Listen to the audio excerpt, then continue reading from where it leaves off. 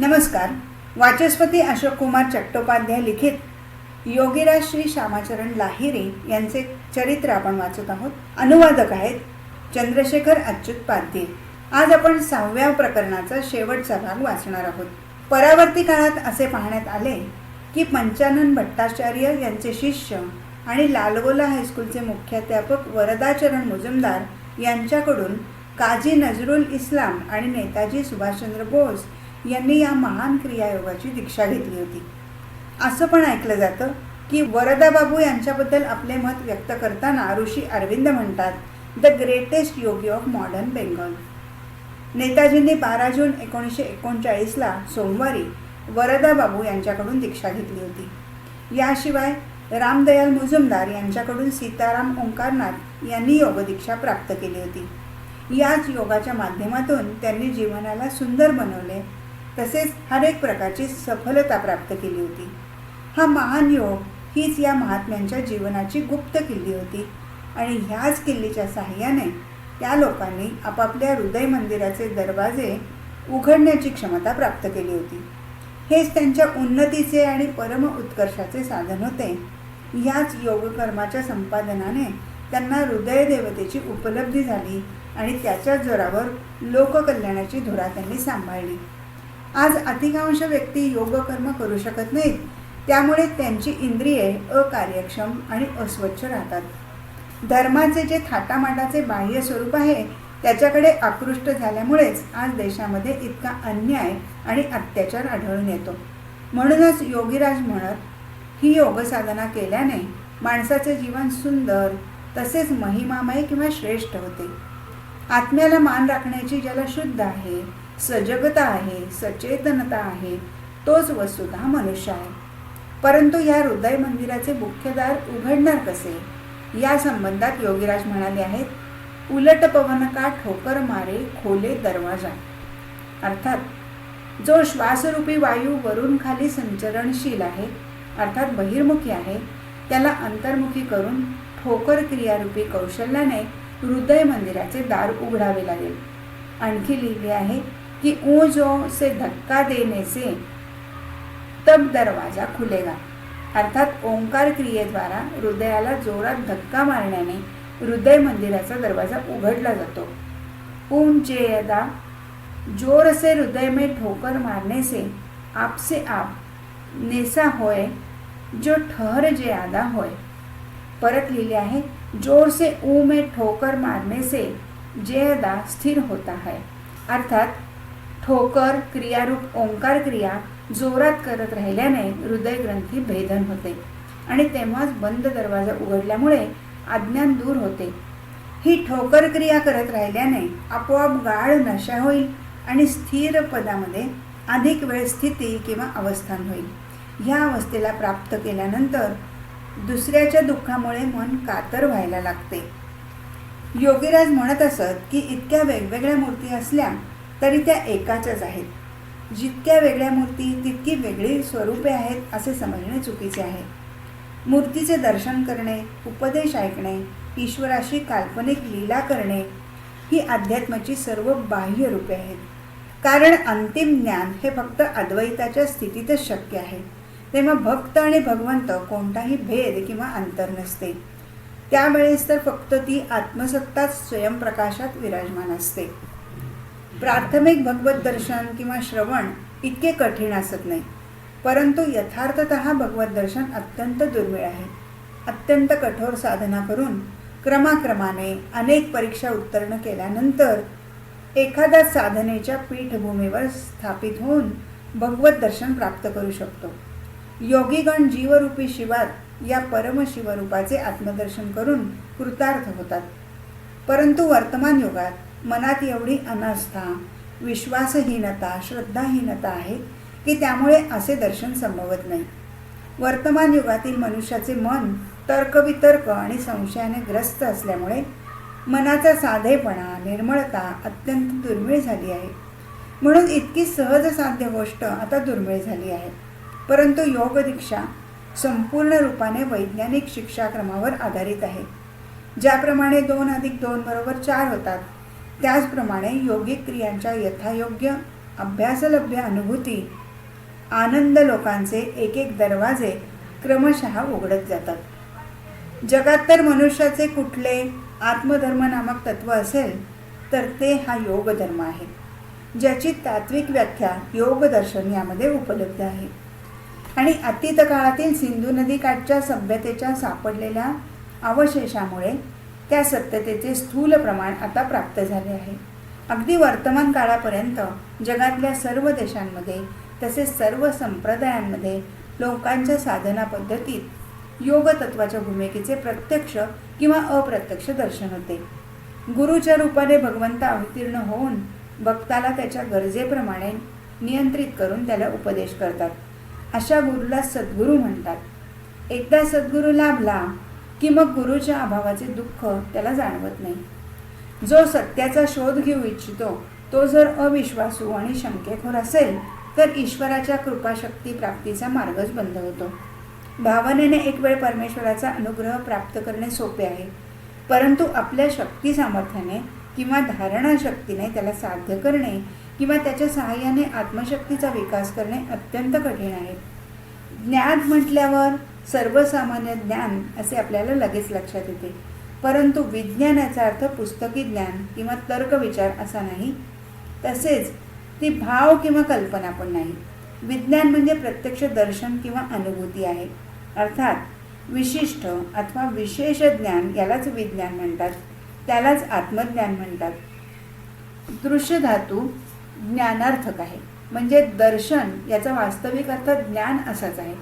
जी वस्तू किंवा जे तत्व अनंत रूपाने विश्वब्रह्मांडात परिव्याप्त आहे त्या असीम अपरिवर्तनीय तत्वाच्या दर्शन किंवा ज्ञानाला आत्मदर्शन अथवा ब्रह्मज्ञान ही संज्ञा आहे. तोच परमात्मा आहे जो फक्त अनुभवता येतो. तुम्हा आम्हा सर्वात जीवात्मा आणि परमात्मा एकाकार आहे. म्हणून शास्त्रकारांचे कथन आहे, आत्मा ह वै गुरुरेक, कुलावर्णतंत्र इत्यादी. आत्मा हीच गुरुची परिभाषा आहे. अस्थायी किंवा तत्कालिक भक्ती ही भक्तीच नाही, स्थायी भक्तीची आवश्यकता आहे. ज्या अवस्थेत किंवा स्थितीत भक्त आणि भगवान एकाकार होतात तीच यथार्थ भक्ती आहे. आणि ज्या स्थितीत ज्ञाता, ज्ञेय आणि ज्ञान ही तीनही एक होऊन जातात तीच विज्ञान अवस्था आहे. यालाच यथार्थ भक्ती किंवा ज्ञान असेही म्हणतात. जोपर्यंत मन बहिर्मुख राहते तोपर्यंत ज्ञान किंवा भक्तीची अनुभूती येऊ शकत नाही, कारण ते आवृत्त असते, झाकलेले असते. परंतु मन अंतर्मुखी झाल्यावर ईश्वराच्या कृपेने आवरण बाजूला होते, ब्रह्ममार्गावर चालण्याची समर्थता प्राप्त होते. आत्मवान झाल्यावर किंवा आत्मबोध स्थितीत धर्माच्या तात्विक स्वरूपाचे उद्घाटन होते. धर्माचे वास्तविक तत्व किंवा रहस्य गुहेच्या आत वसलेले आहे. तसेच जे गुहेत बसलेले आहे ते शाश्वत ब्रह्म आहे. ही गुहा जर एखाद्या पर्वतातली गुहा असती तर सर्वांना पर्वतातील त्या गुहेत जाऊन धर्मतत्वाचे ज्ञान प्राप्त करता आले असते. परंतु ही गुहा तर मानव शरीरात कूटस्थाच्या रूपाने स्थित किंवा विराजमान आहे, जिला गगनगुहा असेही म्हणतात. कूटस्थाच्या मध्यात जी बिंदुवत गुहा आहे त्यामध्ये जर मनाचा प्रवेश होऊ शकला तर चिन्मय किंवा चेतना अणू प्रत्यक्ष होतो, अथवा एका चिन्मय प्रत्यक्ष तत्वाची अनुभूती होते. तेव्हा धर्माचे प्राकृत किंवा वास्तविक तत्व किंवा गूढ रहस्य उद्भासित होते. ही गोष्ट एकमात्र प्राणकर्माने शक्य आहे आणि सर्व योगीगण ह्याच कूटस्थाचे दर्शन करतात. म्हणून योगीराजांनी 29 मार्चला साल दिलेले नाही आहे. अंतर्वेद खुला याने भीतर भीतर श्वासा चलने का राह मिला मन ध्यान शब्द एही असल है, इसको योगी लोग गहर कहते हैं. अर्थात अंतरतम प्रदेशात प्रवेश करण्याचा रस्ता माहीत झाला म्हणजेच आतल्या आत श्वास होऊन सुषुम्ना मार्गाने लागल्याची अवस्था प्राप्त झाली. या अवस्थेत या स्थितीला पोचल्यावर मनन, ध्यान तसेच ओंकार ध्वनी ऐकू येतो. हे खरे आहेत, सत्य आहेत, यालाच योगीगण गुहा म्हणतात. त्रिकोणी योनीमध्ये एक बिंदू हलतो आहे असे बघितले. तोच जेव्हा मोठा दिसतो तेव्हा त्याला चंद्र म्हणतात आणि जेव्हा लहान दिसतो तेव्हा त्याला तारा म्हणतात. तेच छिद्र आहे. या छिद्रात प्रवेश करायला हवा. हे तत्व विश्वास किंवा दार्शनिक रहस्य नाही. जे सदा सर्वदा योगारूढ आहेत ते दररोज योनिमुद्रेत किंवा यौगिक क्रियानुष्ठान करताना ह्या कूटस्थाचे दर्शन करतात किंवा त्याचा प्रत्यक्ष अनुभव प्राप्त करतात.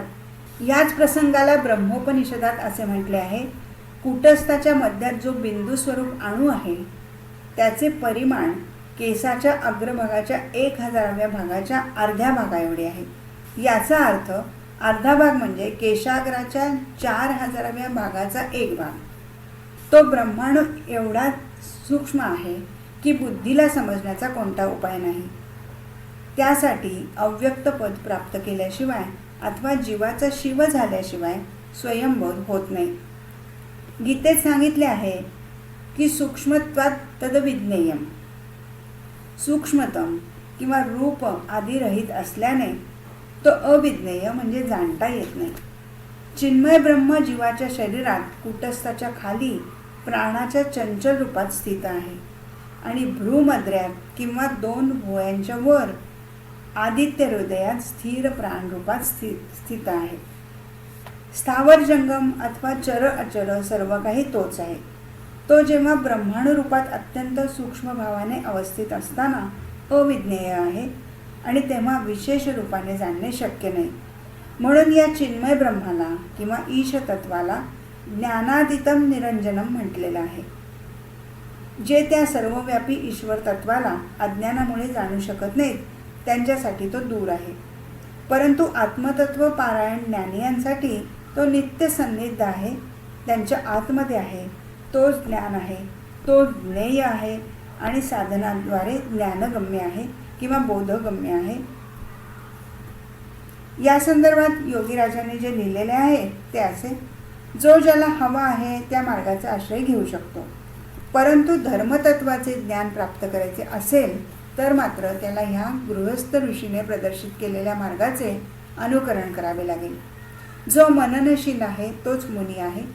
मनाने ज्याची रचना होते तो मत्त होय. प्राणकर्म किंवा प्राणायाम करता करता एक अशी मत्तता किंवा नशेचा उदय होतो की बोलायची इच्छाच होत नाही. हीच वास्तविक मौन अवस्था आहे. बोलायची इच्छा तर आहे पण बोलणार नाही. वेळप्रसंगी एखादा शब्द बोलेन अशा प्रकारचे मौन हे वास्तविक मौन नव्हे.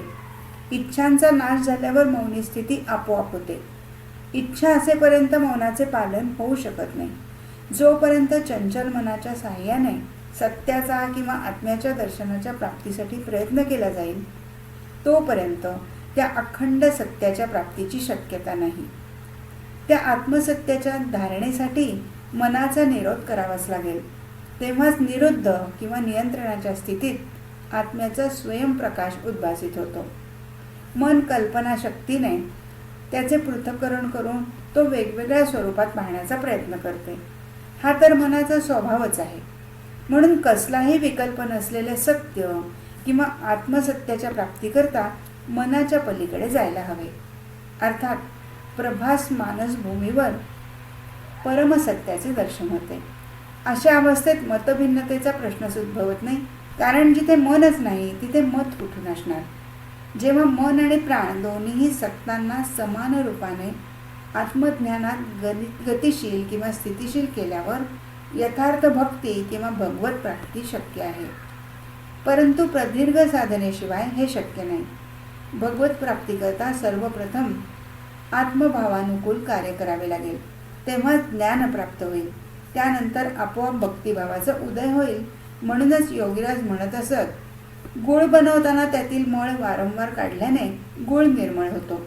त्याचप्रमाणे प्राणायाम वारंवार केल्यानंतरच मन निर्मळ तसेच शुद्ध सत्वात्मक होते.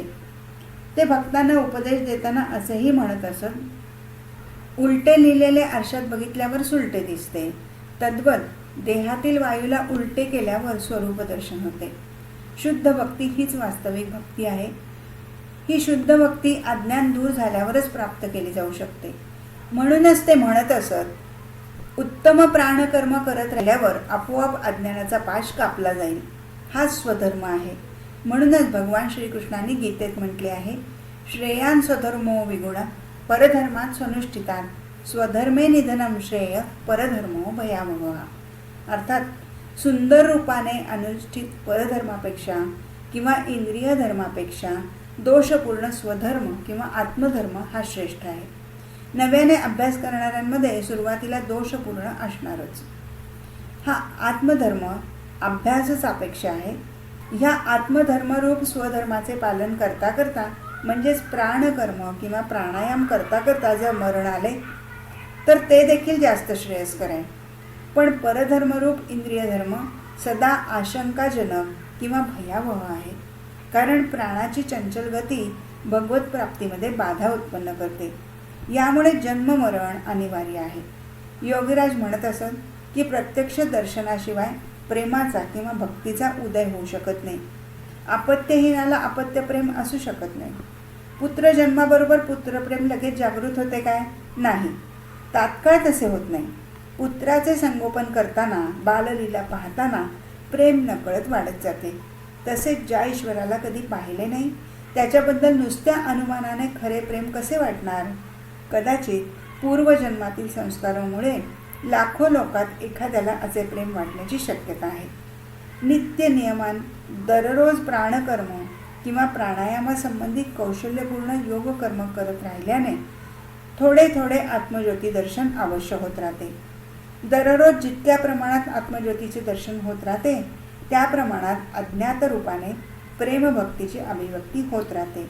तेव्हा फक्त त्या अपरूप चिरनिर्मल आत्मज्योतीचे दर्शनाची इच्छा जागृत होईल. ज्याचे दर्शन या दृश्यमान जगतात शक्य नाही अशा प्रकारे प्रत्यक्ष दर्शनाची जितकी वाढ होत राहील त्याच प्रमाणात प्रेमभक्ती पण विकसित होत राहील. शेवटी जेव्हा एकटक नजरेने आत्मज्योतीचे दर्शन घेत तन्मय झाल्यावर प्रेमभक्तीच्या रसानुभूतीत उन्मत्त व्हाल तेव्हाच अज्ञान पाश तुटल्यामुळे शुद्ध भक्तीचा उदय होईल. तेव्हा ईश्वर सत्तेच्या दर्शनाशिवाय ईश्वराच्या प्रती खरी भक्ती संभवत नाही. ती संपूर्णतः प्राणकर्म किंवा प्राणायाम सापेक्ष आहे. प्रत्येक मनुष्याच्या शरीरात मूलाधार चक्रात कुंडलिनी शक्ती सुप्तावस्थेत आहे. या शक्तीला जोपर्यंत प्राणायाम किंवा प्राणकर्माने जागृत केले जात नाही तोपर्यंत साधन भजन हे सर्व बाह्य अवलंबर आहे. मृत्यू झाल्यावर स्वर्गात जाऊन सुखोपभोग घेणे हा साधनेचा उद्देश नाही. स्वर्गात तर केलेल्या सुकर्मामुळे पण जाता येते. त्यासाठी साधनेची गरज नाही. साधनेच्या द्वारा जीव जेव्हा प्रगाढ मोह निद्रेतून जागा होतो तेव्हा त्याला शिवत्व अथवा स्थिरत्व प्राप्त होते. अर्थात तो पूर्णत्व प्राप्त करतो. त्यासाठी योग्याला कुंडलिनी शक्ती जागृत करावी लागेल. जीवाचा आत्मा शिवस्वरूप आहे, मंगलमय आहे. जो मोहाने झाकलेला आहे हा शिवरूपी आत्मा व्योमतत्व अर्थात विशुद्ध चक्रात शवरूपात सुप्त आहे. या सुप्तावस्थेतून त्याला जागा करायला हवे. प्राणकर्म किंवा प्राणायामाने कंठात वायूला स्थिर केल्यावर सुप्तावस्था नाहीशी होईल आणि कंठात वायू स्थिर झाल्यावर त्याला नीलकंठ संज्ञा प्राप्त होते. अर्थात वायूची कंठातील स्थिरता ही नीलकंठाची परिभाषा आहे. शरीरातील 5 चक्रे 5 तत्वांची केंद्रे आहेत. पृथ्वी, जल, अग्नी, वायू तसेच व्योम म्हणजे आकाश तत्व एकेका केंद्रात अवस्थित आहे. शक्ती प्रत्येक केंद्रात समप्रमाणात आहे. परंतु मूलाधार चक्रात शक्ती जागृत झाल्यावर वायवीय शक्ती सुषुम्नेतून वर जाताना प्रत्येक चक्रातील शक्तीला जागृत करत पूर्ण रूपाने जागृत होऊन 5ही चक्रांना मुक्त करते आणि तेव्हा अशा स्थितीत अज्ञानाचा आभास पण राहत नाही. तेव्हा आत्म्याचे आवरण दूर होऊन शेवटी शिवशक्तीचे मिलन होते. आज्ञाचक्रात हे शिवशक्ती अथवा प्रकृती पुरुष यांचे महामिलन आहे. अर्थात स्थिरतेबरोबर चंचलतेची चिरसमाधी आहे. हे प्रकरण इथे संपलं. हरिओम तत्सत.